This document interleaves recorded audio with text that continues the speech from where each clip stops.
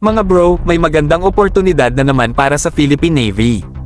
Ayon sa Daily Mail UK, inalok daw ng UK Ministry of Defense ang kanilang Albion-class landing platform dock, o LPD, sa Brazil sa presyong £20 million, o nasa 1.4 billion pesos lang. Sulit na sulit para sa isang malaking amphibious warship na kayang magdala ng tropa, sasakyan, at equipment sa kahit anong operasyon. Pero teka, Philippine Navy, baka naman pwedeng tayo na lang bumili nito. Kung kaya ng Brazil, mas kaya natin to. Imagine having an Albion-class LPD sa fleet natin, mas maraming amphibious operations ang kayang gawin, mas lumalakas ang ating expeditionary capabilities. Tapos, dagdagan mo pa ng attack helicopters o drones sa ibabaw, instant game changer na sa maritime defense natin. Hindi lang pangyera, pang-rescue at humanitarian missions din to.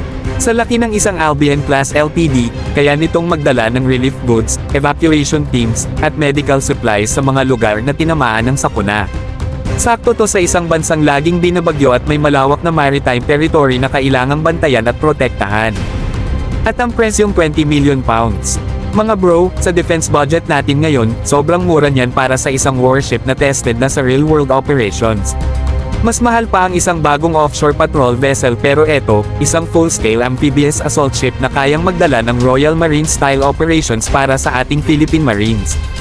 Kung ang Brazil interesado, bakit hindi tayo? Hindi naman ito parang aircraft carrier na sobrang mahal i-maintain, ito'y isang practical at strategic na investment para sa Philippine Navy. Hindi lang basta-basta barko, ito'y isang force multiplier na kayang magdala ng mabilisang deployment ng ating tropa sa kahit anong senaryo.